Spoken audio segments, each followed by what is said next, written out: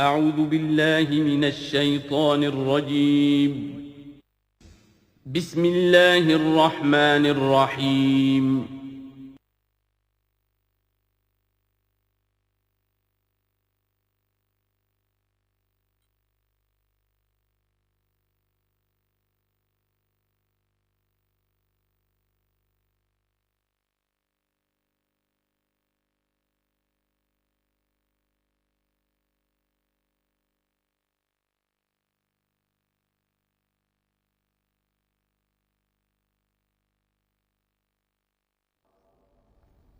الحمد للہ وکفا والصلاة والسلام علی عباده الذین اصطفى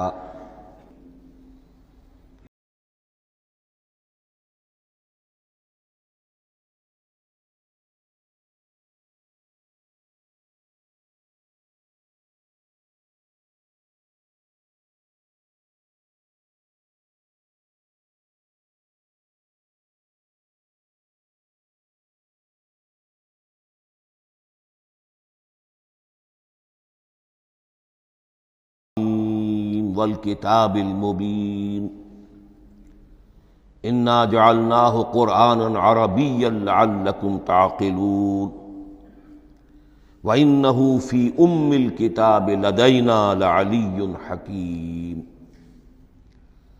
وقال تبارک وتعالی کما ورد فی سورة الواقعہ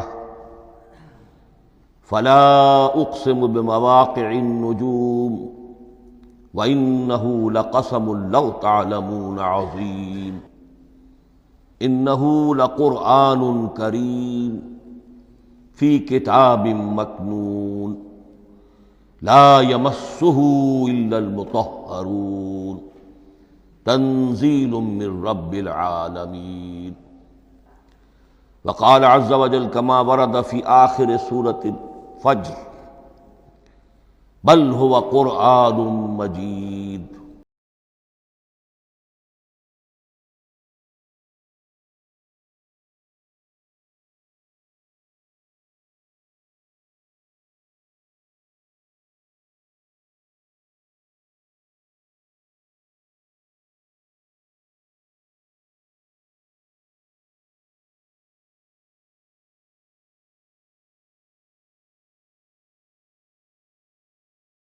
اللہم ارحمنا بالقرآن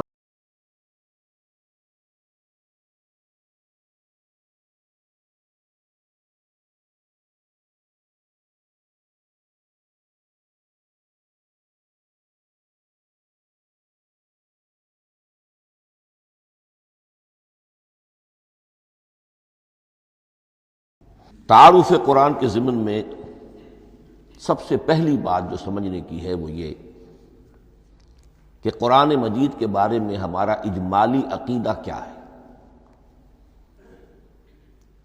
یہ 3 جملوں پر مشتمل ہو سکتا ہے۔ ہمارے نزدیک قرآن اللہ کا کلام ہے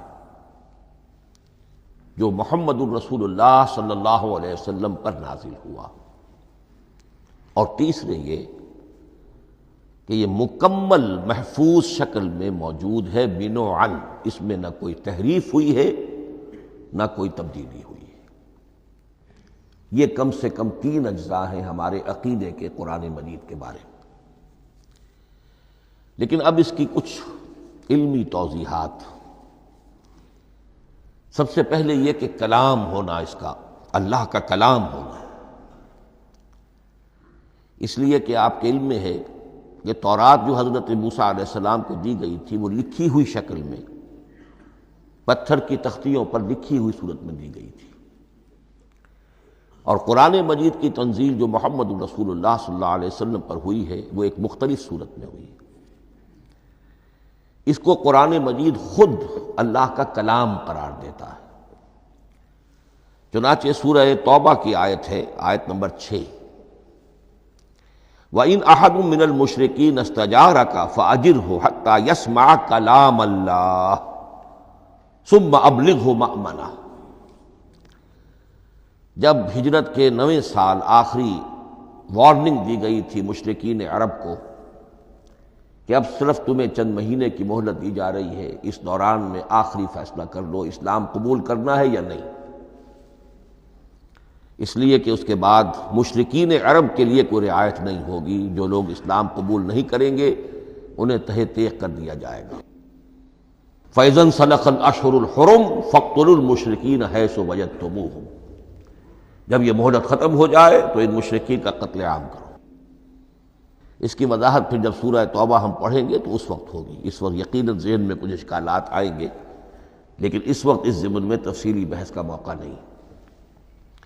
اب اس میں ایک استثناء رکھا گیا کہ ایک مشرک ہے، وہ چاہتا ہے کہ اتنا بڑا چیلنج جو ہمیں دے دیا گیا تو ہمیں موقع دیا جائے کہ ہم آئیں، آپ کے پاس بیٹھیں، کچھ دن رہیں، اللہ کا کلام سنیں، آپ کیا بات منوانا چاہتے ہیں، اس کے لیے کیا دلائل ہیں، اس کو اچھی طرح سمجھیں، اس کا ہمیں موقع ہونا چاہیے۔ اس کے لیے یہ آیت نازل ہوئی کہ وَإِنْ أَحَدٌ مِّنَ الْمُشْرِكِينَ اسْتَجَارَكَ، اے نبی اگر ان مشرکین میں سے کوئی شخص آپ سے پناہ طلب کرے فَأَجِرْهُ، اسے پناہ دیجئے، حَتَّى يَسْمَعَ كَلَامَ اللَّهِ، یہاں تک کہ وہ اللہ کا کلام سن لے، ثُمَّ أَبْلِغْهُ مَأْمَنَا، پھر یہ بھی نہیں کہ اسی وقت اسے کہا جائے کہ تم مانتے ہو یا نہیں مانتے، نہیں، پھر اسے اس کے امن کے مقام پر پہنچا دو۔ یہ جو آیت ہے اس میں لفظ کلیئر آ گیا کہ قرآن مجید اللہ کا کلام ہے، لیکن اب اسی تل کے اوٹ میں پہاڑ والا مسئلہ ہے، ٹپ آف آئس برگ، اس کے نیچے وہ کتنا بڑا تودا ہوتا ہے۔ کلام جو ہے اللہ تعالیٰ کی صفت ہے، اور یہ بڑا مسئلہ گہرا ہے، اور علم کلام کا ایک بڑا پیچیدہ مسئلہ ہے کہ ذات باری تعالیٰ اور اس کی صفات کے مابین کیا ربط و تعلق ہے۔ آیا صفات ذات کا جز ہیں، جزو لا ینفک ہیں، حصہ ہے، یا کچھ زائد بر ذات ہے، جس کو علامہ اقبال نے ایک جگہ کہا ہے صفات ذات حق، حق سے جدا یا عین ذات۔ یہ ہمارے علم کلام کا ایک بڑا پیچیدہ مسئلہ ہے، لیکن یہ کہ اس میں متکلمین کا جو تقریباً اجماعی فیصلہ ہے وہ دو لفظوں میں آتا، لا عین ولا غیر۔ اللہ کی صفات نہ تو اس کی ذات کا عین ہے نہ اس کی ذات سے غیر ہے، بہت پیچیدہ شکل ہے، اور یہ بھی اس وقت کا میرا موضوع نہیں ہے، میں صرف کسی اور موضوع کے لیے صرف حوالے دے رہا ہوں۔ بہرحال قرآن مجید کا جو تعلق ہے ذات باری تعالیٰ کے ساتھ، وہ اس مسئلے سے بخوبی واضح ہو جاتا ہے کہ چونکہ یہ اللہ تعالیٰ کی صفت ہے، اور صفت کو ہم یہ نہیں کہہ سکتے کہ وہ ذات باری تعالیٰ سے جدا ہے، یہ بھی نہیں کہہ سکتے کہ اس کی ذات کا جزو لا ینفک ہے، کچھ اسی طرح کا تعلق ہے قرآن مجید کا ذات باری تعالیٰ کے ساتھ۔ لیکن یہ مسئلہ قرآن مجید میں خود بیان ہوا، اور سورہ حشر کی آیت میں تو یہ فرمایا گیا، اللہ تعالیٰ نے اپنے اس کلام کی عظمت کو یوں بیان کیا، وہ عظمت کما ہیا، جیسے کہ وہ فی الواقع ہے، اور جس کا کہ گویا کہ پورا ادراک ہمارے لیے اپنی بہت سی محدودیتوں کی وجہ سے ممکن نہیں ہے، لیکن ایک تمثیل کے پیرائے میں سمجھایا، لو انزلنا ھذا القرآن علی جبل لرأیتہ خاشعا متصدعا من خشیۃ اللہ وتلک الامثال نضربها للناس لعلهم یتفکرون۔ اگر ہم نے اس قرآن کو کسی پہاڑ پر اتار دیا ہوتا تو تم دیکھتے کہ وہ دب جاتا اور پھٹ جاتا اللہ کے خوف سے۔ اور یہ مثالیں ہیں جو ہم لوگوں کے لیے بیان کرتے ہیں تاکہ وہ غور کریں، تدبر کریں، سمجھیں۔ ما لا یدرک کلہ لا یترک کلہ، اگرچہ بتمام و کمال عظمت قرآن کا فہم ان کے لیے ممکن نہیں ہے، لیکن کسی درجے میں تو کچھ انعکاس اس کا ہو جائے، کچھ اندازہ ہو جائے، انسان اپنی ذہنی سطح کے اعتبار سے، اس کی مناسبت سے کسی درجے میں عظمت قرآن کا اندازہ کر لے، تو اللہ تعالیٰ کے ان الفاظ کو سامنے رکھے کہ لو انزلنا ھذا القرآن علی جبل لرأیتہ خاشعا متصدعا من خشیۃ اللہ۔ اب اس آیت کو سمجھنے کے لیے سورہ اعراف کی آیت نمبر 143 کو سمجھنا ہوگا، اسی اصول کے تحت کہ القرآن یفسر بعضہ بعضا، قرآن کا ایک حصہ دوسرے حصے کی تشریح کرتا ہے۔ وہاں یہ واقعہ بیان ہوا ہے کہ حضرت موسیٰ علیہ السلام کو جب اللہ تعالیٰ نے کوہ طور پر طلب فرمایا 30 راتوں کے لیے، جس میں بعد میں 10 کا اضافہ کر کے وہ ایک 40 رات کا ایک کورس بنا، دن رات، اس موقع پر جو مخاطبہ الہی، مکالمہ الہی سے مشرف ہوئے حضرت موسیٰ علیہ السلام، تو ان کی آتش شوق بھڑکی اور انہوں نے بڑی جرأت کر کے یہ درخواست کر دی، رب ارنی انظر الیک، پروردگار مجھے اپنا دیدار بھی عطا فرما، مجھے موقع عنایت فرما، میں تجھے دیکھ سکوں۔ یہ ان کی وہ آتش شوق کا مسئلہ ہے۔ لیکن جواب کیا ملا؟ لن ترانی، تو مجھے ہرگز نہیں دیکھ سکتے، ولیکن انظر الی الجبل فإن استقر مکانہ فسوف ترانی۔ لیکن ظاہر بات ہے کہ حضرت موسیٰ علیہ السلام کو بات سمجھانے کے لیے کچھ مشاہدہ بھی کرانا تھا۔ فرمایا تم مجھے نہیں دیکھ سکتے، البتہ اس سامنے کے پہاڑ پر نگاہ جماؤ، ہم اس پر اپنی ایک تجلی ڈالیں گے۔ یہ اگلی الفاظ کے اندر وضاحت ہے، میں یہاں پہلے سے بیان کر رہا ہوں سمجھانے کے لیے۔ اگر وہ پہاڑ ہماری اس تجلی کو، تجلی کسے کہتے ہیں؟ جلا، روشنی، تو اللہ تعالیٰ کی طرف سے کوئی خاص اس کے نور کا جب پرتو ہوتا ہے کسی شے پر تو وہ اس کی تجلی ہے۔ ہم اپنی ایک تجلی اس پہاڑ پر ڈالیں گے، اگر وہ اس کو جھیل جائے، اپنی جگہ کھڑا رہ جائے، تو تم سمجھنا کہ شاید تم بھی ہمیں دیکھ سکو۔ فلما تجلی ربہ للجبل، اب یہاں وہ لفظ آ گیا، جب اللہ نے تجلی اپنی پہاڑ پر ڈالی، جعلہ دکا وخر موسیٰ صعقا، وہ پہاڑ ریزہ ریزہ ہو گیا اور حضرت موسیٰ بے ہوش ہو کر گر گئے۔ اب یہ بے ہوش ہو کر گر جانا، جبکہ وہ تجلی براہ راست بھی نہیں ہے، بالواسطہ ہے۔ مشاہدہ جو کر رہے حضرت موسیٰ وہ بالواسطہ ہے، تجلی پہاڑ پر ہے، لیکن یہ کہ اس کا بھی بالواسطہ اس کا جو ہوا ہے، اس کی جو تاثیر ہوئی حضرت موسیٰ علیہ السلام پر کہ وہ اس کی تاب نہ لا سکے اور بے ہوش ہو کر گر گئے۔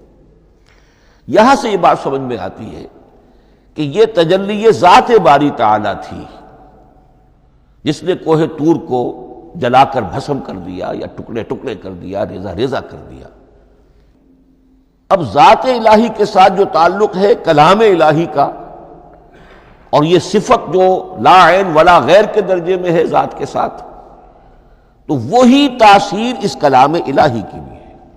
لو انزلنا هذا القرآن على جبل لرأيته خاشعا متصدعا من خشية الله وَتِلْكَ الْأَمْثَالُ نَضْرِبُهَا لِلنَّاسِ لَعَلَّهُمْ يَتَفَكَّرُونَ۔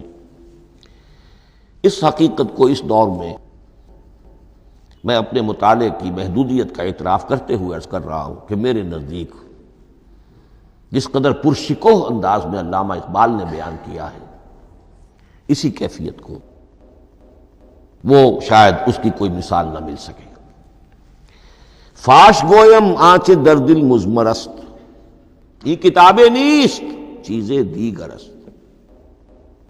میں صاف ہی کہہ دیتا ہوں جو میرے دل میں چھپی ہوئی بات ہے۔ فاش گویم آنچ در دل مضمر است، یہ کتابیں نیست، اس قرآن کو کتاب نہ سمجھنا، یہ کچھ اور شے ہے، چیزیں دیگر است۔ اب وہ چیزیں دیگر کیا ہے؟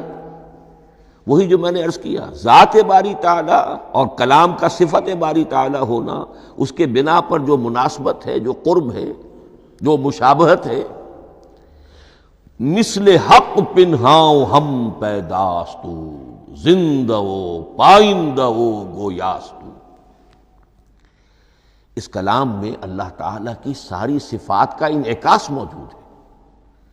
یہ بات ویسے بھی سمجھ میں آتی ہے، کوئی شخص ذرا گفتگو کرے، چند جملے جب وہ ادا کرے گا اپنی زبان سے، تو معلوم ہو جائے گا کہ اس کے فہم کا، اس کی دانش کا، اس کے مطالعے کا حدود اربع کیا ہے اور اس کے ذہن کی سطح کیا، سمجھ میں آ جائے گی بات۔ اس لیے کہ کلام جو ہے وہ متکلم کی پوری شخصیت کی عکاسی کر رہا ہو. تانت بازی راگ پایا، چند جملے کسی نے کہا، پتہ چل گیا کہ یہ کس سطح کے آدمی ہیں، علمی اعتبار سے، معلوماتی اعتبار سے، تہذیبی اعتبار سے، کلچرڈ ہیں یا نہیں ہیں. یہ ساری باتیں چند جملوں میں واضح ہو جائیں گی. تو اللہ تعالیٰ کی بھی جملہ صفات کا عکس اس قرآن میں موجود ہے. ان میں سے جن چند چیزوں کا ذکر علامہ نے شعر میں کیا، وہ جو سورہ حدید کی آیت ہے، هو الاول والآخر والظاہر والباطن. اللہ الظاہر بھی ہے، الباطن بھی ہے. اتنا ظاہر کہ اس سے زیادہ ظاہر کوئی شے نہیں، اور اتنا باطن کہ اس سے زیادہ چھپی ہوئی کوئی شے نہیں. اسی لیے حضور سے جو منقول ہیں الفاظ کہ پروردگار انت الظاہر فلیس فوقک شیء وانت الباطن فلیس دونک شیء. یہی کیفیت قرآن کی ہے. مثل حق پنہاں و ہم پیداستو، پنہاں بھی ہے ظاہر بھی ہے، جیسے ذات باری تعالی. اور جیسے اللہ تعالیٰ کی شان ہے جو آیت الکرسی کے شروع میں آئی، الحی القیوم. مثل حق پنہاں و ہم پیداستو، زندہ ہو پائندہ ہو گویاستو. یہ قرآن جو ہے اللہ تعالیٰ کی صفات کا ایک عکس اپنے اندر رکھتا ہے. اس سے ذرا آگے چلیے. کلام کے بارے میں اب کلام الہی ظاہر بات ہے کہ صفت ہے، اور صفت قدیم ہے. اللہ کی صفات حادث نہیں ہے. اللہ کی ذات بھی قدیم ہمیشہ سے ہے، اور اس کی صفات بھی قدیم ہمیشہ سے. اور یہ جو کلام الہی ہے، ظاہر بات ہے کہ یہ جو ہماری زبان کے حروف و اصوات ہیں، کلام الہی تو ان سے منزہ ہے، مبرہ ہے، ماورا ہے، اعلیٰ ہے، عرفہ ہے. ہماری زبانوں کے حروف و اصوات، الفابیٹس جگہ جگہ تبدیل ہو جائیں گے. انگریزی کے کچھ اور ہیں، اردو کے کچھ اور ہیں، عربی کے کچھ اور ہیں. کلام الہی ان تمام سے آگاہ، عرفہ، منزہ اور مبرہ ہے. یہ کلام الہی جب بھی نازل ہوا ہے، ظاہر بات ہے حضرت موسیٰ پر اگر کتاب اتاری گئی وہ بھی علم الہی سے آئی، لیکن وہ عبرانی زبان میں آئی. حضرت عیسیٰ علیہ السلام پر انجیل اتاری گئی، ہم یقین سے نہیں کہہ سکتے، دو میں سے کسی ایک زبان میں اتاری گئی ہوگی، یا عبرانی ہوگی، اس لیے کہ شام کے جس علاقے میں، فلسطین کے جس علاقے میں ان کی پیدائش ہوئی اور جہاں وہ دعوت و تبلیغ کے لیے گھومتے رہے، اس کے عوام کی زبان تھی آرامی، اور خواص کی زبان تھی عبرانی، ہیبریو. تو یا تو وہ بھی تورات کی طرح عبرانی ہی میں نازل ہوئی تھی، یا آرامی میں ہوگی. لیکن اب کوئی نسخہ نہ ہیبریو کا، کوئی قدیم نسخہ دنیا میں موجود ہے، نہ آرامی کا. جو سب سے پرانا نسخہ ملتا ہے انجیل کا، وہ اس کا ترجمہ ہے، لیٹن زبان کا ترجمہ ہے یا گریک ترجمہ ہے، اصل کوئی نہیں. بہرحال جب وہ کلام الہی محمد الرسول اللہ پر نازل ہوا، اب اس نے حروف و اصوات کا وہ جامہ پہنا کہ جو عربی زبان کے ہیں. یہی وجہ دیکھیے، میں نے جو آیت سورہ حامیم، یہ جو سلسلہ سور ہے اس میں سے سورہ زخرف کی آیت جو میں نے آپ کو سنائی، حامیم والکتاب المبین انا جعلناہ قرآنا عربیا لعلکم تعقلون. ہم نے بنا دیا ہے اپنے اس کلام کو قرآن عربی، اس کو عربی حروف و اصوات کا جامہ ہم نے پہنا دیا ہے. انا جعلناہ قرآنا عربیا لعلکم تعقلون، کہ چونکہ مخاطب اول جو قوم تھی امیین، ان کی زبان عربی تھی، لعلکم تعقلون، تاکہ تم اس کو سمجھ سکو. اب اس سے آگے چلیے. اصل قرآن مجید کے 3 مقامات سے معلوم ہوتا ہے. اصل قرآن اللہ کے پاس ہے. یہ قرآن جو ہمارے پاس ہے، مصحف عثمان رضی اللہ تعالی عنہ، یہ اس قرآن کی مصدقہ نقل ہے. اصل قرآن کہاں ہے؟ ایک جگہ فرمایا بل ہوا قرآن مجید فی لوح محفوظ، لوح محفوظ میں ہے، اصل قرآن وہاں ہے۔ اسی طریقے سے اسی سورہ زخرف کی اگلی آیت کیا ہے؟ ہم نے اسے عربی قرآن بنا کر اتارا، لیکن اصل قرآن کیا ہے؟ وَإِنَّهُ فِي أُمِّ الْكِتَابِ لَدَيْنَا لَعَلِيٌّ حَكِيمٌ، حقیقت میں تو یہ ام الکتاب میں ہے جو ہمارے پاس ہے، اور علی ہے بہت بلند، حکیم بڑی حکمت والا، یا محکم مضبوط، حکیم کے دونوں معنی ہیں۔ استحکام بھی اسی ہے کاف اور میم کے مادے سے بنا ہے، کسی شے کا پختہ ہو جانا، مضبوط ہو جانا، اور عقل کی پختگی وہ حکمت ہے، وہ دانائی ہے۔ اس اعتبار سے نوٹ کیجئے اصل قرآن کہاں ہے؟ لوح محفوظ میں۔ اصل قرآن کہاں ہے؟ ام الکتاب میں۔ اسی کو کہا گیا ہے ایک اور مقام پر فی صحف مکرمۃ مرفوعۃ مطہرۃ بأیدی سفرۃ کرام بررہ۔ یہ قرآن، اصل قرآن تو بڑے صحیفوں میں، ان صحیفوں میں ہے، ان صفحات میں ہے، ان اوراق میں ہے، جس کی شان کیا ہے؟ مکرمۃ، جن کی انتہائی تعظیم کی جاتی ہے، مطہرۃ، نہایت پاک صحیفے، فی صحف مکرمۃ مرفوعۃ، بلند و بالا، مطہرۃ بِأَيْدِي سَفَرَةٍ كِرَامٍ بَرَرَةٍ، ان فرشتوں کے ہاتھ میں جو بہت باعزت، بہت اونچے درجے کے، ان کے ہاتھوں میں ہے۔ وہ لوگ ہیں کہ جن کی تحویل میں ہے یہ کلام پاک، فی صحف مکرمۃ مرفوعۃ مطہرۃ بِأَيْدِي سَفَرَةٍ كِرَامٍ بَرَرَةٍ۔ اب اسی کو بیان کیا ہے سورہ واقعہ میں، فلا اقسم بمواقع النجوم، تو نہیں، میں قسم کھاتا ہوں ستاروں کے ڈوبنے کی جگہ کی۔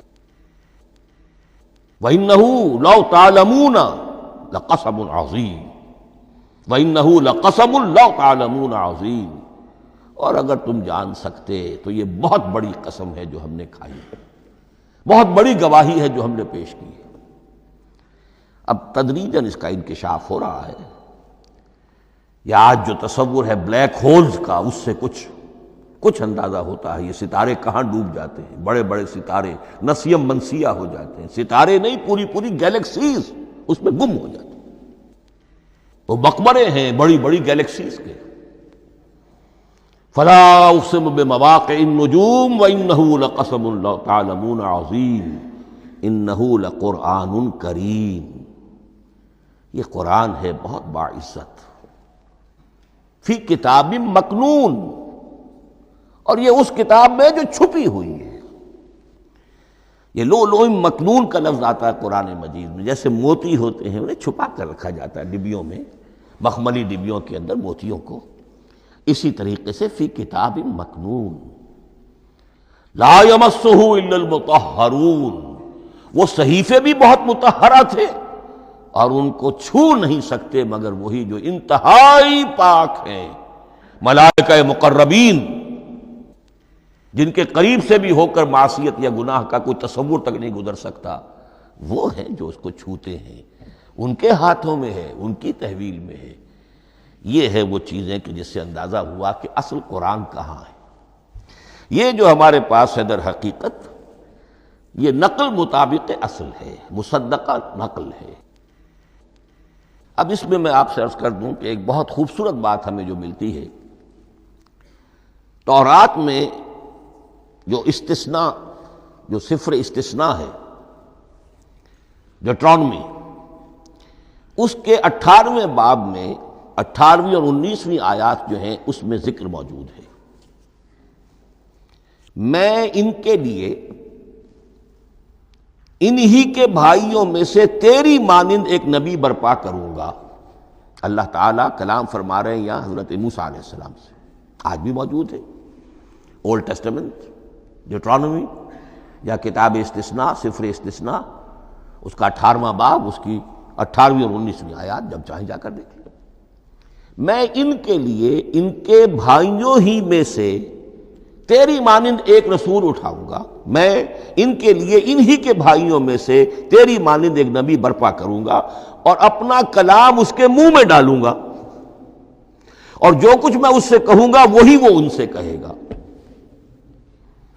یہ ہے جو پیشین گوئی ہے محمد الرسول اللہ صلی اللہ علیہ وسلم کی۔ اور یہاں وہ فرق واضح کر دیا گیا، اے موسیٰ تم سے تو یا تو ہم نے کلام کیا ہے یا تمہیں جو کتاب دی ہے وہ لکھی ہوئی دی ہے، لیکن جو نبی تیری ہی مانند میں برپا کروں گا۔ اب اس میں بھی نوٹ کرنے کی بات ہے کہ حضرت موسیٰ کے مشابہ نبی اکرم صلی اللہ علیہ وسلم کے سوا کوئی نبی نہیں۔ صاحب کتاب وہ بھی تھے، صاحب کتاب محمد بھی ہیں، صاحب امت وہ بھی تھے، اور صاحب امت محمد رسول اللہ تیری مانند۔ صاحب شریعت، حضرت عیسیٰ صاحب شریعت نہیں تھے، شریعت موسوی ہی کو نافذ کرنے کے لیے آئے تھے۔ ان کی حیثیت دین موسوی کے مجدد کی تھی، ویسے نبی تھے، اللہ کے فضل و کرم سے نبی تھے، اس میں کوئی شک نہیں، رسول تھے، لیکن یہ کہ ان کے کام کی نوعیت کیا تھی، اس لیے کہ کوئی نئی شریعت لے کر نہیں آئے۔ اب بھی انجیل میں الفاظ موجود ہیں، don't think I have come to destroy law, the Mosaic law جسے یہ کہتے ہیں، شریعت موسوی، وہ تم پر نافذ رہے گی، تم اس کی پابندی کرو گے، چونکہ صاحب شریعت رسول یا موسیٰ یا محمد صلی اللہ علیہ وسلم علیہ الصلوۃ والسلام۔ تو میں ان کے بھائیوں میں سے، اب بھائی کون ہوں گے؟ ظاہر بات ہے بنی اسرائیل، ان کے کزنز کون ہیں؟ بنی اسماعیل۔ بنی اسرائیلی تو جو بھی نبی ہے وہ انہی میں سے ہے، ان کے بھائیوں میں سے، تو بھائی تو ہوگا، ان کا کزن ہوگا، اب وہ کون ہے؟ بنی اسماعیل۔ تو ان کے بھائیوں میں سے گویا کہ غیر اسرائیلی جو ان کے قریب ترین قرابت دار ہوں گے وہ بنو اسماعیل ہیں۔ تیرے مانند صاحب شریعت نبی میں برپا کروں گا، لیکن اس پر جو میرا کلام اترے گا وہ کس شکل میں اترے گا؟ میں اپنا کلام اس کے منہ میں ڈالوں گا، اور پھر وہ جو کچھ کہے گا وہ وہی کہے گا جو میں نے کہا ہے۔ اب اس کے حوالے سے ایک بہت اہم بات سمجھ لیجئے، اور قرآن مجید کے دو اہم مقامات کی وضاحت اس سے ہو جائے گی۔ یہ کلام اللہ، قرآن مجید میں اس کو قول جبرائیل بھی کہا گیا ہے۔ کلام اللہ حضرت جبرائیل کے ذریعے سے جب ادا ہوا ہے تو قول جبرائیل ہے، اور پھر جب وہ محمد الرسول اللہ کی زبانی ادا ہوا تو قول رسول ہے، قول محمد ہے صلی اللہ علیہ وسلم۔ یہ قول اللہ بھی ہے، قول جبرائیل بھی ہے، اور قول محمد بھی ہے بیک وقت۔ یہ بات دیکھیے سورۃ تکویر، اذا الشمس کورت، انہ لقول رسول کریم ذی قوت عند ذی العرش مکین مطاع ثم امین وما صاحبکم بمجنون۔ یہ یہاں پر حضرت جبرائیل کا ذکر ہو رہا ہے۔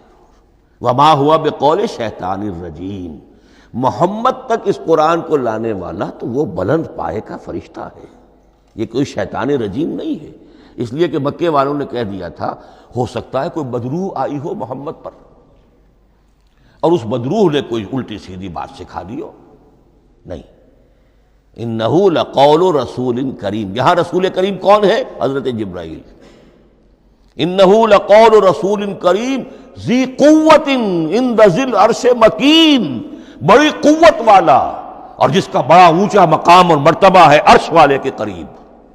ذی قوت عند ذی العرش مکین مطاع ثم امین، وہ فرشتوں کے مطاع ہیں، فرشتے ان کی اطاعت کرتے ہیں، فرشتوں کے سردار ہیں، اور پھر ساتھ ہی پورے امین ہیں، جبرائیل امین، یہ ہم لفظ استعمال کرتے ہیں۔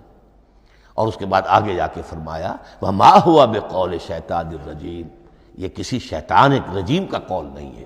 اب یہاں اس سورہ تکویر میں قرآن کو قول جبرائیل قرار دیا گیا، لیکن سورۃ الحاقہ میں چلیے، اس کے آخر میں آتا ہے انہ لقول رسول کریم وما ہوا بقول شاعر قلیلا ما تؤمنون ولا بقول کاہن قلیلا ما تذکرون تنزیل من رب العالمین۔ یہاں اب رسول کریم سے مراد محمد الرسول اللہ صلی اللہ علیہ وسلم۔ یہ کسی شاعر کا قول نہیں ہے، کسی کاہن کا قول نہیں ہے، یعنی جس کے زبانی یہ قرآن لوگوں کے سامنے آ رہا ہے۔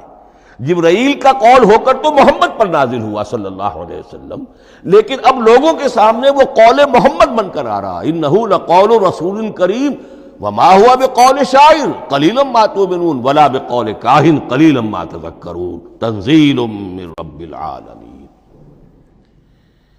تو قرآن مجید کلام اللہ ہے، پھر وہ قول جبرائیل بنا جب جبرائیل نے آ کر محمد کو سنایا، اور پھر وہ قول محمد بنا جب محمد کی زبان مبارک سے لوگوں نے اسے سنا، اہل عرب نے سنا، اور پھر وہ بات پھیلتی چلی گئی۔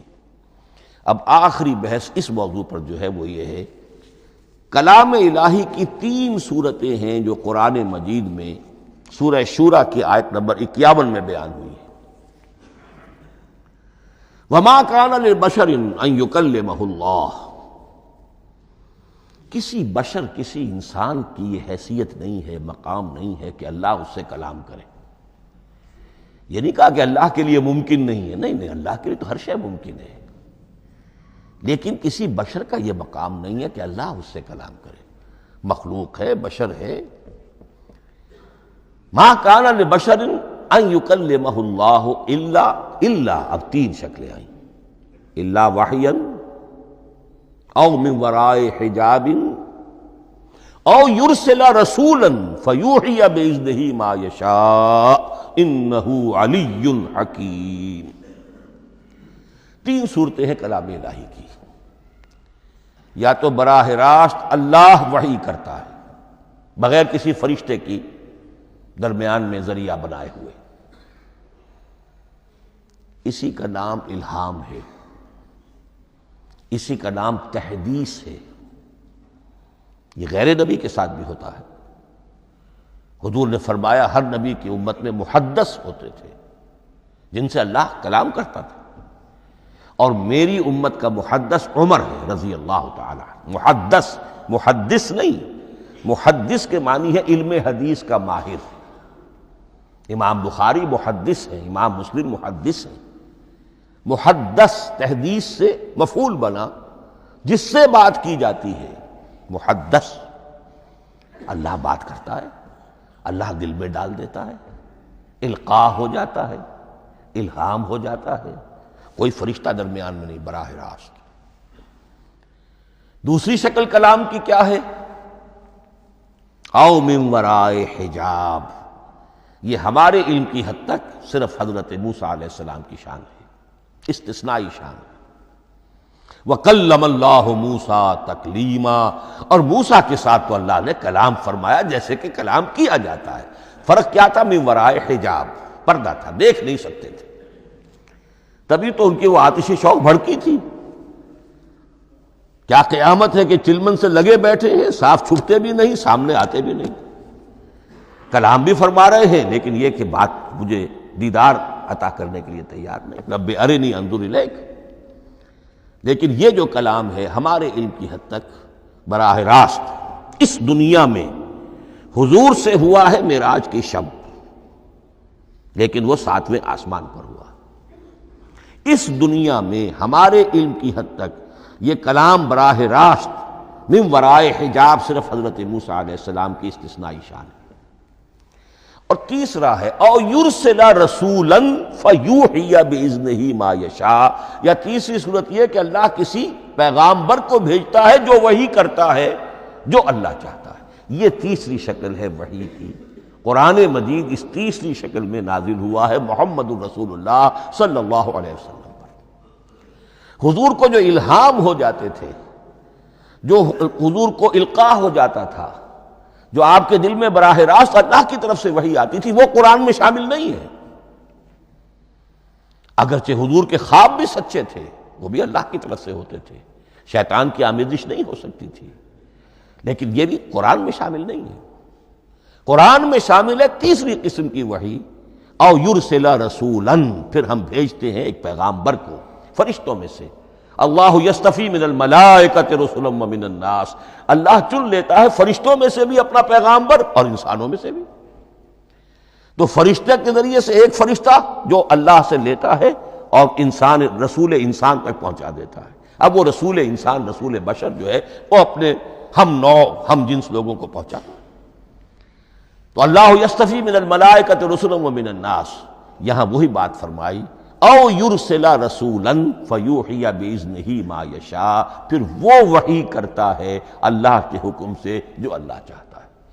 یہ کلام الہی کی یہ تیسری شکل ہے جو محمد الرسول اللہ صلی اللہ علیہ وسلم پر نازل ہوا، اور وہ ہے قرآن حکیم۔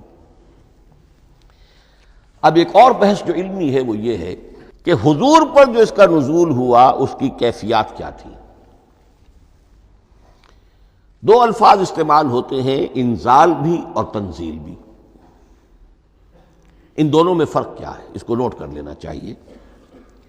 لغوی اعتبار سے جان لینا چاہیے، نزل ینزل کسی کا خود اترنا، نازل ہونا، اترنا۔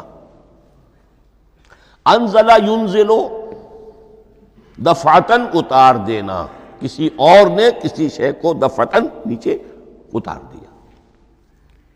یہی مفہوم نزلہ کے ساتھ بے لگ جائے تو آ جاتا ہے، با کے ساتھ نزلہ بہی، یہ اتارنے کے مفہوم میں آئے گا۔ لفظی ترجمہ یہ بھی کر سکتے وہ اترا اس شے کے ساتھ، نزل بہ الروح الامین، اس کو لے کر نازل ہوا خود روح الامین فرشتہ علی قلبک، اے محمد صلی اللہ علیہ وسلم آپ کے قلب مبارک پر۔ تو نزلہ بے اور انزال اس کے معنی ایک ہی ہے، لیکن اگلا لفظ ہے تنزیل، نزل ینزل تنزیلا، اس کے معنی ہے رفتہ رفتہ، تدریجاً، نجمن نجمن، تھوڑا تھوڑا کر کے، وقفے وقفے سے اتارنا۔ جیسے عربی میں اعلام کہیں گے کسی کو کچھ بتا دینا، باخبر کر دینا، مطلع کر دینا، بھائی مطلع کر دیا میں نے، اب تم جانو تمہارا کام، یہ اعلام کہلائے گا۔ تعلیم کسے کہتے ہیں؟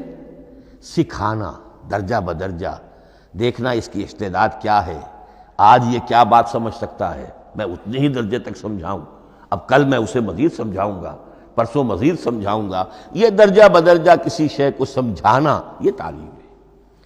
تو انزل ینزل انزالا، یہ ہے اتار دینا دفعتاً، اور نزل ینزل تنزیلا، یہ ہے تدریجاً اتارنا۔ اب قرآن مجید کے لیے یہ دونوں الفاظ مستعمل ہیں، لیلۃ القدر اور لیلۃ المبارکہ، ہم یہ دو بھی نوٹ کر لیجئے۔ قرآن مجید میں چونکہ اہم مضامین کم سے کم دو جگہ پر ضرور آتے ہیں۔ انا انزلناہ فی لیلۃ القدر، یہاں انزلنا ہے، نزلنا نہیں ہے، انزلنا ہے، ہم نے اتارا اس کو لیلۃ القدر میں۔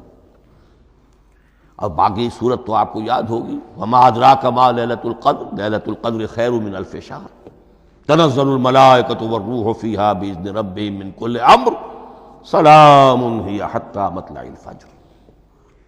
لیکن یہ اہم مضمون قرآن مجید میں دوسری جگہ بھی ہے۔ سورہ دخان کے شروع میں فرمایا حامیم والکتاب المبین انا انزلناہ فی لیلۃ مبارکۃ انا کنا منذرین فیہا یفرق کل امر حکیم امرا من عندنا انا کنا مرسلین رحمتا من ربک انہ هو السمیع العلیم۔ یہ لیلۃ المبارکہ ہے، ایک ہی ہے، لیلۃ القدر اور لیلۃ المبارکۃ، ان دونوں کے لیے وہی انزلنا کا لفظ آیا۔ لیکن یہ کہ سابقہ کتابوں کے اعتبار سے قرآن مجید کا فرق واضح کیا گیا ہے۔ مثلا سورہ نساء کی آیت نمبر 136 بہت نمایاں ہے، بہت نمایاں ہے۔ وہاں فرمایا گیا یا ایھا الذین آمنوا آمنوا باللہ ورسولہ والکتاب الذی نزل علی رسولہ والکتاب الذی انزل من قبل۔ اے ایمان کے دعوے دارو، حقیقتاً ایمان لاؤ، ایسے ایمان لاؤ جیسے ایمان لانے کا حق ہے، اللہ پر بھی اور اس کے رسول پر بھی، اور اس کتاب پر بھی جو اللہ نے اپنے رسول پر نازل فرمائی، اور اس کتاب پر بھی جو اللہ نے پہلے نازل فرمائی۔ لیکن نازل کے لیے یہاں آیا حضور کے لیے والکتاب الذی نزل علی رسولہ، تنزیل کی شکل میں، اور تورات کے لیے والکتاب الذی انزل من قبل، وہ تو دفعۃ واحدا لکھی ہوئی تختیوں کی شکل میں حضرت موسیٰ علیہ السلام کو دے دی گئی تھی۔ تو یا ایھا الذین آمنوا آمنوا باللہ ورسولہ والکتاب الذی نزل علی رسولہ والکتاب الذی انزل من قبل۔ یہ جو تنزیل ہوئی ہے حضور پر، یعنی لیلۃ القدر میں جو رمضان مبارک میں ہے، پورا قرآن لوح محفوظ سے، کتاب مکنون سے، ام الکتاب سے نقل کر کے اتار دیا گیا سمائے دنیا تک۔ پہلا آسمان جسے ہم کہتے ہیں سمائے دنیا، وہ آسمان جو قریب ترین ہے دنیا کے، وہاں سے اب یہ درجہ بدرجہ تھوڑا تھوڑا چند آیتیں، چند سورتیں، پھر آیتیں، پھر سورتیں، یہ نازل ہوا محمد الرسول اللہ صلی اللہ علیہ وسلم پر۔ گویا کہ پہلا مرحلہ انزال کا ہے، پورا قرآن لوح محفوظ یا کتاب مکنون یا ام الکتاب سے نقل کر کے اتار دیا گیا سمائے دنیا تک۔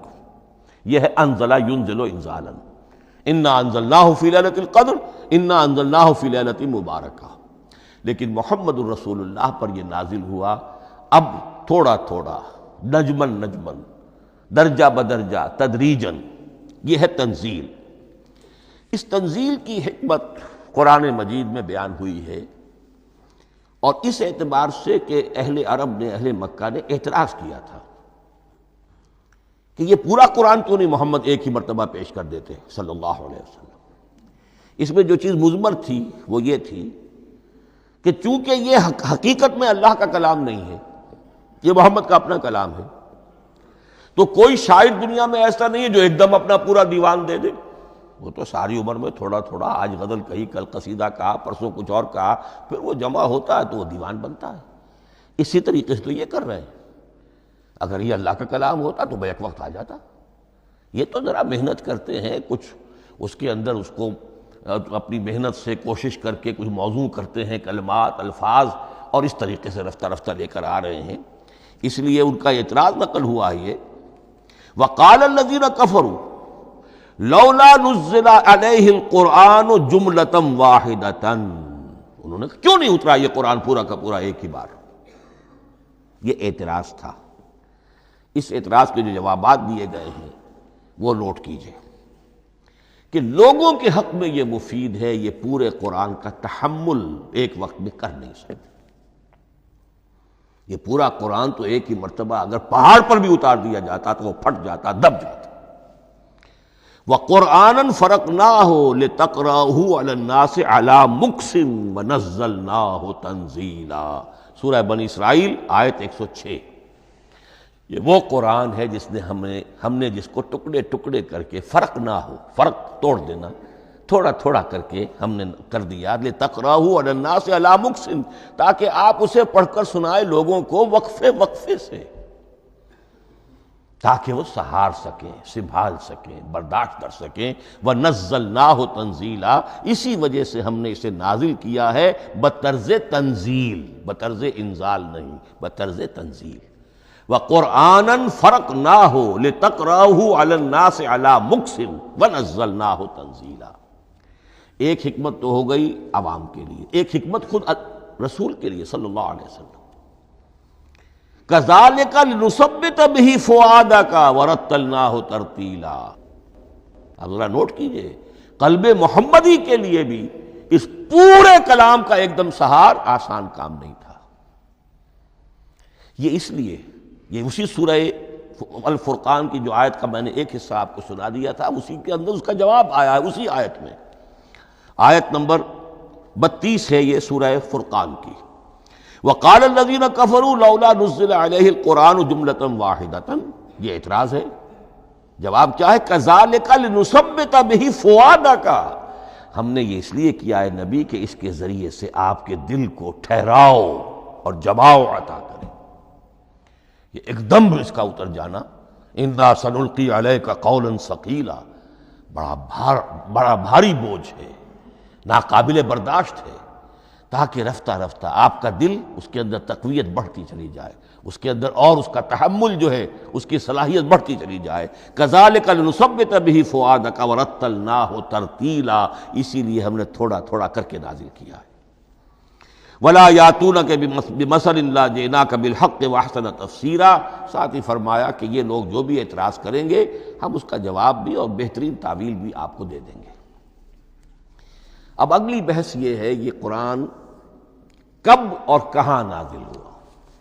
یہ عام معلوماتی شے ہے، اس میں کوئی پیچیدگی نہیں ہے، لیکن اس کی اہمیت ہے بہت ضروری ہے، وہ میں انشاءاللہ اگلی بحث میں جب کہ قرآن کے سمجھنے کے جو اصول ہیں ان کو بیان کروں گا تو وضاحت سے بات آئے گی۔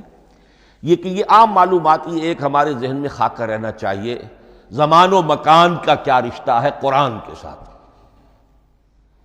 قرآن نازل کب ہوا؟ ہمارا چونکہ عام طور پر جو معمول ہے، ہم تو جو کرسچین ایرا ہے اس کے حوالے سے ہمارے ذہن کے اندر سارا حساب کتاب ہے، تو سن 610 عیسوی سے لے کر 632 عیسوی تک شمسی حساب سے 22 سالوں میں قرآن نازل ہوا ہے۔ 571 حضور کی ولادت کا سال ہے، 571 عیسوی۔ 610 میں آپ 39 سال کے ہوئے، لیکن قمری حساب سے 40 کے ہو چکے۔ 610 میں قرآن کی تنزیل شروع ہوئی اور 632 میں آپ کا انتقال ہوا۔ 22 برس زمانی اعتبار سے نقشہ ذہن میں رکھیے، اور اسے ہم اگر دوسرے حساب سے کہیں گے تو عام الفیل، وہ جو ابرہہ آیا تھا بیت اللہ کو ڈھانے کے لیے، وہ سال عربوں میں بہت مشہور ہو گیا تھا، اور وہی سال حضور کی ولادت کا ہے، تو عام الفیل ہی میں حضور کی ولادت ہوئی، لہذا 40 عام الفیل میں قرآن مجید کا نزول شروع ہوا، اور 11 ہجری تک یہ 23 برس بنتے ہیں قمری حساب سے۔ ایک رائے یہ بھی ہے کہ قرآن کا نزول 20 برس میں ہوا ہے، اور اس میں وضاحت یہ ہے کہ پہلے 3 سال اللہ تعالی نے ایک فرشتے کو، حضرت اسرافیل علیہ السلام کو مامور کیا تھا حضور کی تعلیم پر۔ دنیاوی اعتبار سے حضور نے کوئی تعلیم حاصل نہیں کی، آپ امی تھے، آپ نے دنیاوی اعتبار سے کسی کے سامنے زانو تلمس طے نہیں کیا، کہیں کوئی تعلیم حاصل نہیں کی، کہیں کوئی تحصیل علم نہیں کی، لیکن اللہ تعالیٰ نے علمہ شدید القویٰ، اللہ تعالیٰ نے جو کچھ انہیں سکھایا ہے، جو علم انہیں عطا کیا ہے، تو ایک روایت یہ ہے کہ 3 برس تک، اور اس کے بعد پھر قرآن نازل ہونا شروع ہوا تو 20 برس تک قرآن نازل ہوا۔ لیکن وہ لوگ بھی مانتے ہیں کہ سورہ علق کی آیتیں نازل ہو چکی تھی، پھر 3 برس کا وقفہ ہے۔ سورہ علق کی آیتیں کیا ہے؟ جو پہلی وحی ہے، اقرأ بسم ربک الذی خلق، خلق الانسان من علق، اقرأ وربک الاکرم الذی علم بالقلم، علم الانسان ما لم یعلم۔ گویا کہ بسم اللہ ہو رہی ہے محمد الرسول اللہ صلی اللہ علیہ وسلم کی تعلیم کی، اور جن گھرانوں میں یہ رواج ابھی تک چل رہا ہو، بسم اللہ بچوں کی کراتے ہیں، ایک تقریب کی شکل میں منعقد کرتے ہیں، ہمارے ہاں یہ رواج تھا، اب ہم چھوڑ چکے ہیں، کہ جو تقریب بھی حضور کی اور صحابہ کی زندگیوں سے ثابت نہ ہو، ہمیں کوشش کرنی چاہیے کہ ان تقریبات کا سلسلہ منقطع کریں۔ ما انا علیہ واصحابی، ہماری تقریبات جو ہیں وہ بس وہیں تک محدود رہنی چاہیے۔ بہرحال وہ جو ایک چلتی ہے روایت، 4 سال 4 مہینے 4 دن کا بچہ یا بچی ہو تو بسم اللہ یہی آیتیں پڑھی جاتی ہیں۔ پڑھ تو نہیں سکتا، انگلی رکھ کر پڑھانے والا کوئی عالم دین بیٹھ جاتا ہے سامنے، وہ نہا دھو کر بچہ یا بچی بیٹھی ہوئی ہے، اور اس کو اقرأ بسم ربک الذی خلق، خلق الانسان من علق، اقرأ وربک الاکرم الذی علم بالقلم، علم الانسان ما لم یعلم۔ اب اس میں تو سارا پڑھنے پر زور ہے، حصول علم پر زور ہے، کسی تبلیغ کا حکم ہی نہیں، ابھی رسالت کا کوئی تذکرہ کچھ بھی نہیں، اس میں تو قیامت کا بھی کوئی ذکر نہیں۔ اب اس کے بعد روایت یہ ہے کہ 3 برس تک پھر حضرت اسرافیل دن رات حضور کے ساتھ رہے ہیں اور آپ کی تعلیم ہوئی ہے، اور پھر 3 برس کے بعد پھر وحی کا سلسلہ شروع ہوا ہے، واللہ عالم۔ لیکن یہ کہ جب سورہ اقرا نازل ہو چکی ہے اس کی 5 آیتیں، تو وہ 3 برس بھی اس کا وقفہ شمار ہوں گے، زمانہ نزول پھر وہی 23 برس رہے گا۔ اسی کے ساتھ میں نے عرض کیا تھا کہ دوسری بات یہ کہاں نازل ہوا قرآن۔ ایک لفظ میں تو یہ سمجھ لیجئے یہ حجاز میں نازل ہوا۔ حجاز جزیرہ نما عرب کا ایک خاص حصہ ہے، پہاڑی سلسلہ، یوں سمجھ لیجئے، اس کو ذہن میں رکھیے۔ جزیرہ نما عرب جو ہے وہ شمال سے جنوب کی طرف چوڑا ہوتا جاتا ہے، شمال میں شام اور عراق کی طرف جاتا ہے تو وہ تنگ ہے، پھر نیچے چوڑا ہو رہا ہے۔ اس کا جو مغربی ساحل ہے جس پر جدہ کی بندرگاہ بھی ہے، ینبو کی بھی ہے، اس کے کہیں وہ ایک میدان شروع ہوتا ہے ساحل سے، کہیں وہ بہت مختصر ہے، کہیں خاصا چوڑا ہے، اس کو کہتے ہیں تہامہ۔ پھر ایک پہاڑی سلسلہ ہے، اس کو کہتے ہیں حجاز۔ یہ پہاڑی سلسلہ جو ہے اس کے بعد جو ہے وہ نجد کہلاتا ہے، وہ سطح مرتفع ہے، پلیٹو۔ تو یہ تین حصے ہیں جزیرہ نما عرب کے جغرافیائی اعتبار سے، اور حجاز کہتے بھی ہیں پردے کو، حاجزن، پردہ جو دو چیزوں کے درمیان حائل ہو جائے۔ تو یوں سمجھیے کہ یہ فلیٹ ہے نجد کا، اور یہ فلیٹ ہے میدان، یہ ہے تہامہ کا، اور درمیان میں یہ پہاڑی سلسلہ کھڑا ہوا ہے، تو یہ گویا کہ ان دونوں کو جدا کر رہا، یہ حجاز ہے۔ اس حجاز ہی کا شہر مکہ ہے، اس حجاز ہی کا شہر مدینہ ہے، اس حجاز ہی کا شہر طائف ہے، اس حجاز ہی کی آخری ٹپ سمجھ لیجئے تبوک ہے۔ تو حضور صلی اللہ علیہ وسلم کی پوری زندگی آغاز وحی کے بعد سے لے کر وہ اسی علاقے کے اندر، پہلے آپ مکے میں تھے، قرآن مجید کی جو صورتیں اس دور میں نازل ہوئیں یا آیتیں نازل وہ مکیات کہلاتی ہیں۔ پھر آپ نے ہجرت کی، اور ہجرت کر کے جب آپ جا رہے تھے اس دوران میں بھی کچھ قرآن نازل ہوا اثناء ہجرت میں۔ پھر آپ مدینے تشریف فرما ہوئے، اب وہ ہم کہتے ہیں مدنی قرآن، لیکن مدنی قرآن سارا مدینے میں نازل نہیں ہوا۔ آپ کبھی جا رہے کسی مہم پر، کسی جنگ کے لیے، غزوہ بدر کے لیے آ گئے ہیں، تو وہاں جو آیات نازل ہو رہی ہیں وہ مدینے میں تو نہیں ہو رہی۔ براڈ تقسیم تو یہی ہے، مکی مدنی۔ ہجرت سے قبل جو کچھ نازل ہوا وہ مکی، ہجرت کے بعد جو کچھ نازل ہوا وہ مدنی۔ لیکن صرف مدنی کہنا صحیح نہیں ہے، اثناء سفر تبوک، اتنا طویل سفر ہے آپ کا، اس کے دوران آتے جاتے قرآن نازل ہوتا رہا۔ لیکن یہ بات نوٹ کر لیجئے کہ پورا قرآن حجاز ہی میں نازل ہوا ہے، یہ تمام شہر، یہ تمام علاقہ حجاز کہلاتا ہے۔ ایک اور بحث جو ہم اسی اپنی پہلی نشست میں مکمل انشاءاللہ کر لیں گے، وہ ہے محفوظیت قرآن کی بحث۔ میں نے عرض کیا تھا کہ تین چیزوں پر ہمارا عقیدہ مشتمل ہے۔ یہ اللہ کا کلام ہے، نمبر ایک، نازل ہوا محمد الرسول اللہ پر صلی اللہ علیہ وسلم، اسی لیے ہم نے کلام سے متعلق کچھ مباحث علمی گہرائی میں اتر کر وہ سمجھے، حضور پر اس کے نزول، انزال اور تنزیل کے مختلف مراحل کو سمجھا۔ اب اس کی محفوظیت کے اعتبار سے واقعہ یہ ہے کہ واحد کتاب ہے پوری دنیا میں، واحد کتاب جس کے بارے میں دشمن بھی تسلیم کرتے ہیں، چاہے وہ اسے اللہ کا کلام نہ مانے، لیکن یہ مانتے ہیں کہ بعین ہی وہ شے جو محمد نے اپنی امت کو دی تھی آج بھی امت کے پاس صحیح موجود ہے۔ ظاہر بات ہے اگر تو اسے اللہ کا کلام مانے، وہی مانے، تب تو مسلمان ہی ہو گئے۔ وہ تو یہی کہتے ہیں کہ بہرحال محمد نے چاہے خود لکھا، تصنیف کیا، جو بھی کچھ کیا، اس کو چھوڑ دیجئے، لیکن جو شے محمد نے اپنی امت کو دی تھی صلی اللہ علیہ وسلم، بعین ہی وہ شے موجود ہے۔ تو یہ محفوظیت قرآن کی جو ہے، جبکہ کوئی اور دنیا کی کتاب اس کی مدعی ہی نہیں۔ تورات والوں کا سرے سے یہ دعویٰ ہی نہیں ہے، وہ تورات تو گم ہو گئی تھی نبوکدنضر کے حملے کے وقت، اس کے بعد سے دنیا میں تورات کا وجود نہیں ہے، اور پھر 100 برس کے بعد اپنی یادداشتوں سے مرتب کی ہے یہ تورات جو آج ہمارے سامنے ہے۔ انجیل کا جیسا کہ میں عرض کر چکا ہوں، کوئی نسخہ جو ہے نہ عبرانی کا موجود ہے نہ آرامی زبان کا ہے، دنیا کی کوئی کتاب نہیں جو دعویٰ کر سکتی ہو۔ یہ قرآن جو شروع ہوتا ہے ذالک الکتاب لا ریب فیہ، یہ دعویٰ دنیا کی کسی اور کتاب نے خود کیا بھی نہیں۔ اس کی بھی جس قدر پرشکوہ الفاظ میں علامہ اقبال نے اس کی ترجمانی کی ہے، انہی کا حصہ ہے۔ حرف اورا ریب نئے، تبدیل نئے، آیاش شرمندہ تعویل نئے۔ اس قرآن کے کسی حرف میں کوئی تحریف ہو جانا نہیں، امکان ہی نہیں، قطعی طور پر کسی لفظ کا بدل دیا جانا نہیں، حرف اورا ریب نئے، تبدیل نئے۔ اس میں کسی کا شک پر مبنی ہونا نہیں، آیش شرمندہ تعویل نئے، اس کی آیت کوئی بھی ایسی نہیں جسے تروڑا مروڑا جا سکے، یہ اپنی حفاظت خود کرتی ہے۔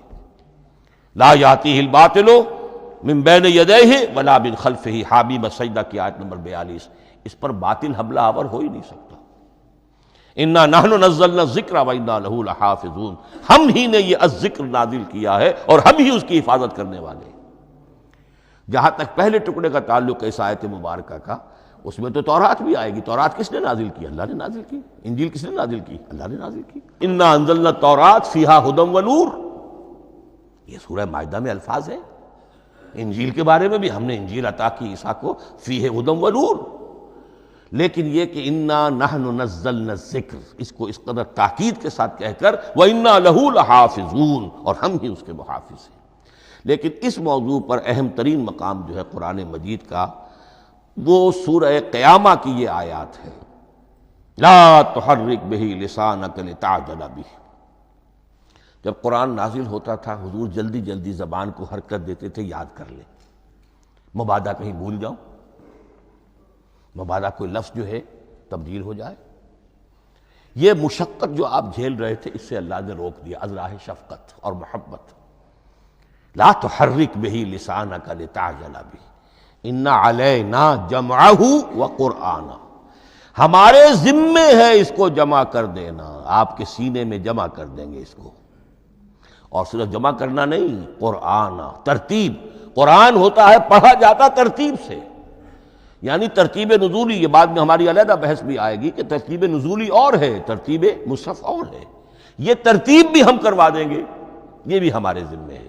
ان علینا جمعہ وقرآنہ فاذا قرأناہ فاتبع قرآنہ، پھر جب ہم جس ترتیب سے پھر آپ کو پڑھائیں اسی ترتیب کی پیروی کیجیے۔ یہ جو ہے کہ قرآن کا جمع اور تدوین، یہ بھی اللہ تعالیٰ نے اس کی ضمانت لی، اور اس کی ترتیب بھی اللہ تعالیٰ ہی کی ضمانت سے ہے۔ اس اعتبار سے محفوظیت قرآن کے یہ دونوں پہلو ہمارے سامنے رہنے چاہیے۔ بارک اللہ لی ولکم فی القرآن العظیم ونفعنی وإیاکم بالآیات والذکر الحکیم۔ Subscribe to our channel by clicking the subscribe button. Click the bell button and enjoy the latest uploads from our channel.